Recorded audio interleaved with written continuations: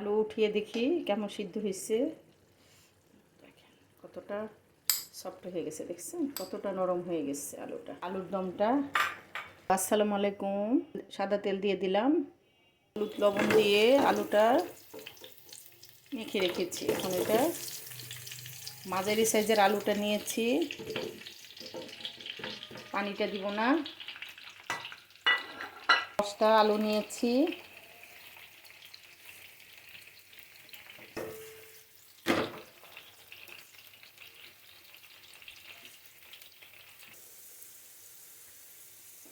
আর আলুটা উল্টিয়ে দিব। ওই দিকটা ভাজা হয়ে গেছে, এখন উল্টিয়ে আলুটা আমি সিদ্ধ করি নাই, এইভাবে কাঁচা আলুটাই লবণ মাখিয়ে দিয়েছি। আর এটা উল্টিয়ে দিয়েছি, এই পিঠটা ভালো করে ভাজা হোক। এখন আমি এটা এভাবে উল্টায় উল্টায় দিব।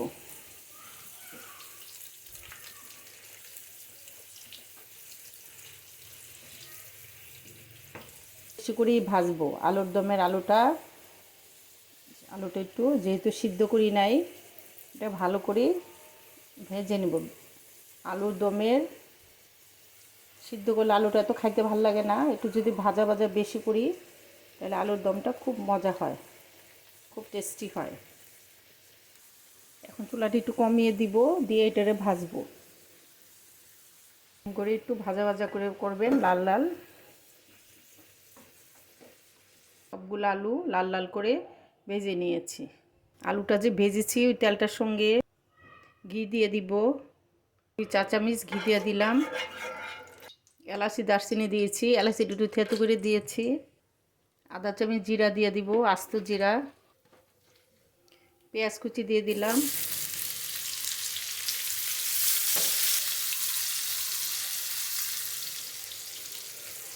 পেঁয়াজ একটু ভাজা ভাজা হয়ে গেছে, পেঁয়াজ বাটা দিব 2 টেবিল চামচ, আর 1.5 টেবিল চামচ আদা রসুন বাটা। ভালো করে কষাবো। আদা রসুনটা ভালো করে হয়ে গেছে। হলুদ 1 চা চামচ, মরিচ 1.5 চা চামচ, লবণ পরিমাণ মতো, জিরা আর ধনিয়া 1 চামচ দিয়ে দিলাম। অল্প পানি দিব, দিয়ে এটা ভালো করে কষাবো।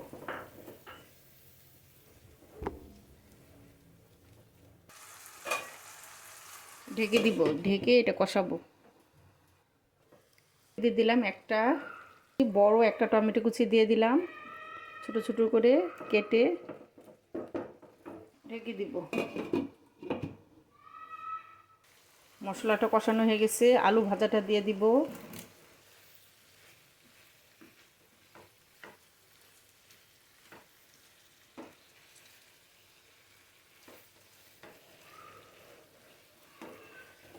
একটু ভালো করে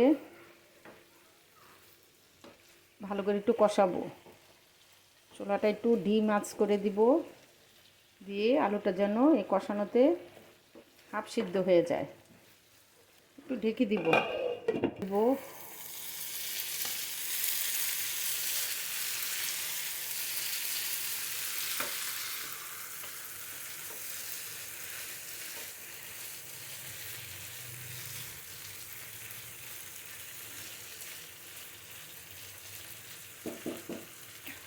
অল্প পানি দিয়ে দিব, অল্প একটু পানি দিয়ে দিব, যেহেতু আলুটা সিদ্ধ হয় নাই। 1 মগের মতো পানি দিয়ে দিচ্ছে, ঢেকে দিব। আর চুলাটা কমিয়ে দিব, আস্তে আস্তে এটা সিদ্ধ হোক।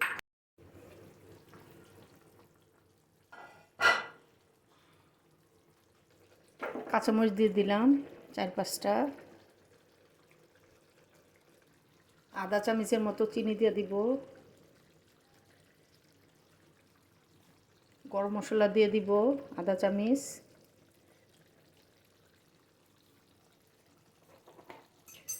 একটু নাড়াদা দিব।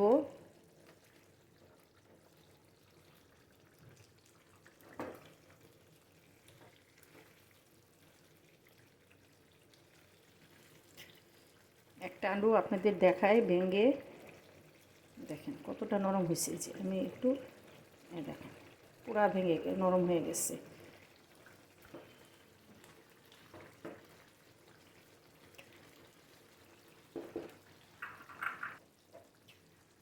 উপরে 1 চামচের মতো ঘি দিয়ে দিব।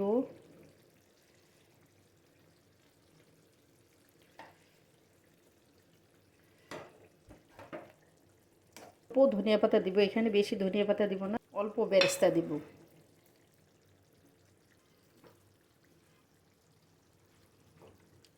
চুলাটা কমিয়ে দমে দিব 5 মিনিটের মতো। লবণ দেখব এখন, যদি পানি শুকাইলে লবণ লবণ হয় অল্প।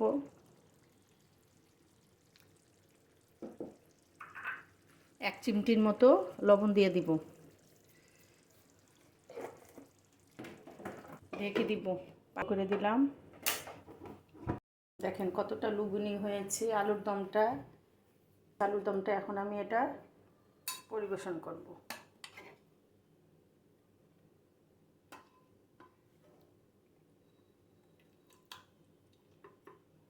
এভাবে পরিবেশন করি সেটাই দেখাচ্ছি।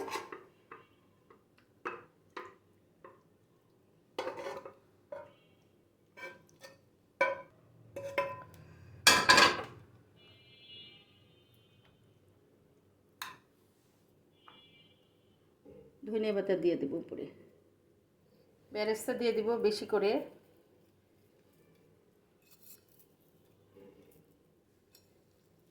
অনেক সুন্দর একটা রান্না।